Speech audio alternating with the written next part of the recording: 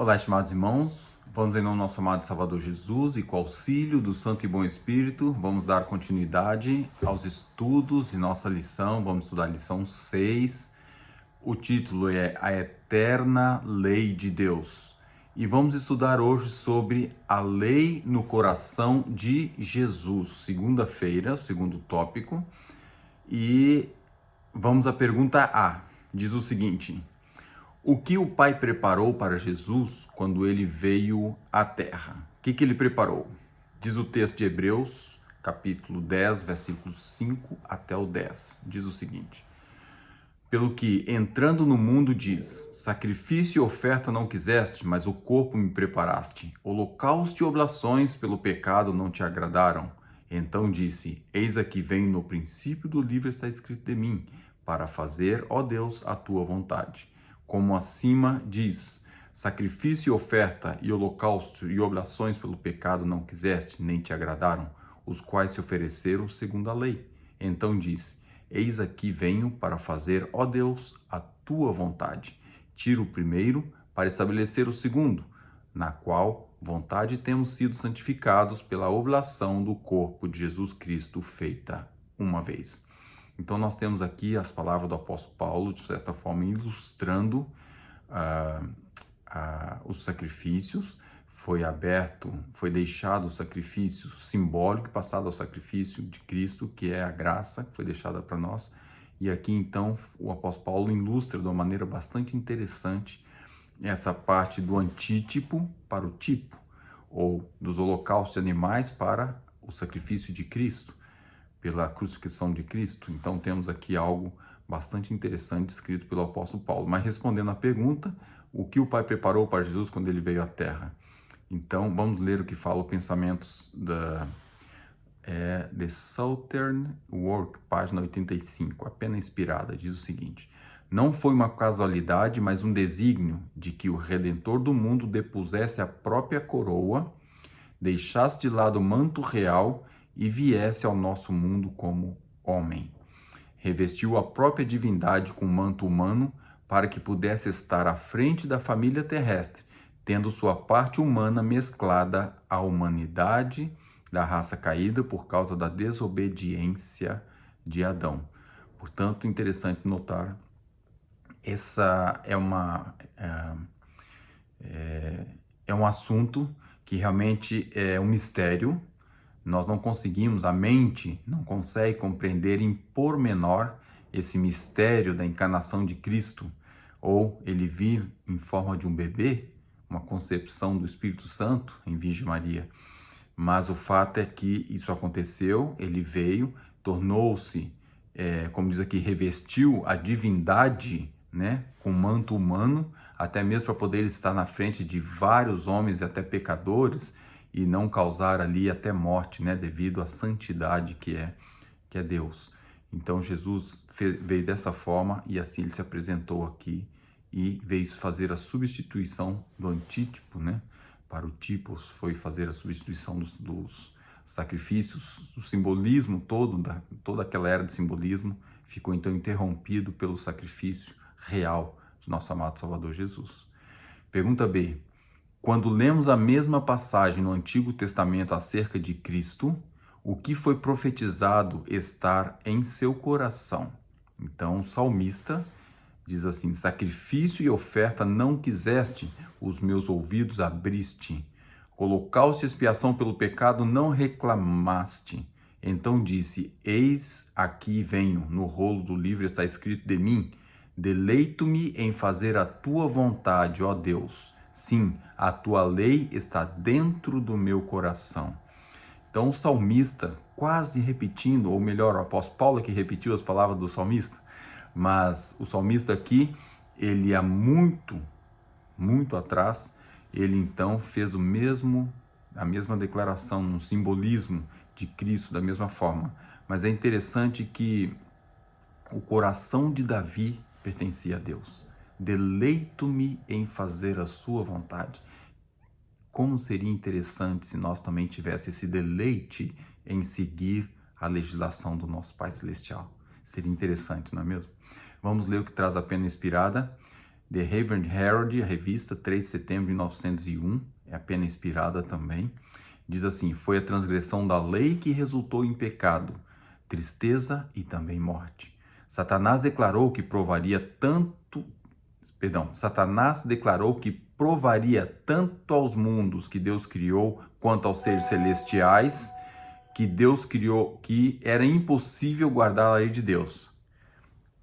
Houve aqui uma interrupção, vou ler novamente. Foi a transgressão da lei que resultou em pecado, tristeza e morte. Satanás declarou que provaria tanto aos mundos que Deus criou quanto aos seres celestiais que era impossível guardar a lei de Deus. Quando Adão cedeu à tentação do inimigo e desceu de seu alto e santo estado, Satanás e seus anjos se encheram de júbilo. Que tristeza, né? Mas do trono de Deus ouviu-se uma voz que proferiu palavras de misteriosa importância, relatada em Salmos, né?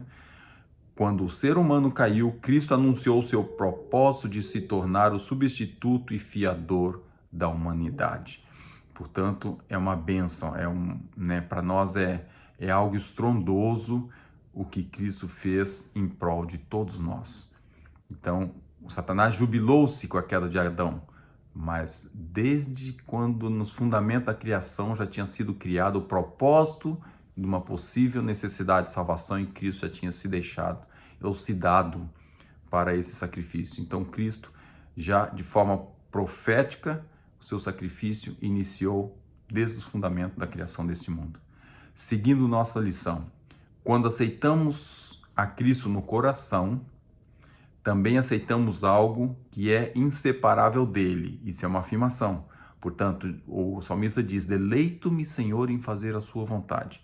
E quando nós também nos deleitamos em fazer a vontade de Deus e aceitamos a Cristo no coração, aceitamos algo inseparável dele. Vamos ver o que é. Aqui pergunta: o que é isso?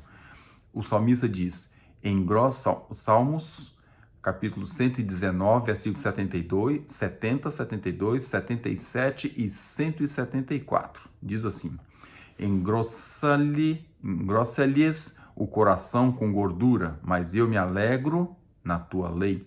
Melhor é para mim a lei da tua boca do que inúmeras riquezas em ouro e prata. Venham sobre mim as tuas misericórdias para que viva, pois a tua lei é a minha delícia. Tenho desejado a tua salvação, ó Senhor. A tua lei é todo o meu prazer. Então, ao aceitarmos a Deus, ao aceitarmos a Jesus como nosso Salvador pessoal, ao deleitarmos em ser um servidor, o que acompanha? A legislação que foi dada para o nosso bem. Assim como eu outro dia comentando com a família em casa, nós saímos rodamos quase 12 mil quilômetros de automóveis e voltamos para casa em segurança, graças a Deus. Mas há um fator preponderante, um fator importante nisso tudo: seguir as leis de trânsito. Se eu não seguisse as leis de trânsito, provavelmente incorreríamos em acidente, íamos expor em perigo. Nesse mundo, se você desobedecer às leis que Deus colocou para nos proteger, você também vai incorrer num grande acidente chamado pecado. E o pior de todos esses pecados é aquele que você insiste em andar na contramão. A qualquer altura você vai encontrar um veículo vindo de lá e vai bater de frente com ele.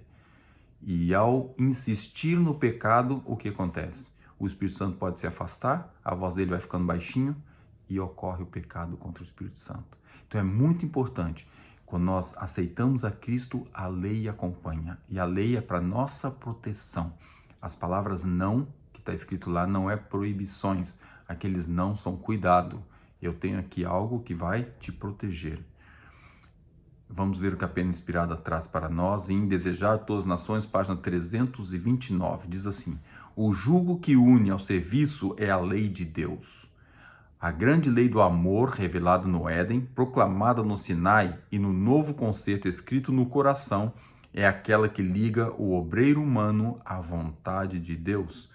Se fôssemos deixados a seguir nossas próprias inclinações, para ir exatamente onde nossa vontade nos levasse, cairíamos nas fileiras de Satanás e nos tornaríamos possuidores de seus atributos. Que terrível, né? Portanto, Deus nos restringe a sua vontade, que é alta, nobre e elevada. Ele deseja que assumamos com paciência e sabedoria os deveres do serviço. O próprio Cristo assumiu o jugo do serviço na humanidade. Irmãos, temos ainda a continuação da nós, mas eu queria fazer aqui 2 comentários interessantes. Primeiro, a lei foi revelada no Éden. Foi dada depois a Moisés e depois aceita no novo concerto. O que é o novo concerto? O antigo concerto é quando Moisés chegou com a lei, o povo falou assim, nós vamos seguir tudo que o Senhor falou. E deu logo embarracada, aquilo não correu bem. E o segundo concerto foi quando? Com a ajuda do Senhor, e se Deus estiver conosco, com a ajuda do Espírito Santo, vamos fazer os possíveis, vamos cumprir a lei. Com a graça de Cristo, diríamos hoje, vamos alcançar a lei. E outro aspecto,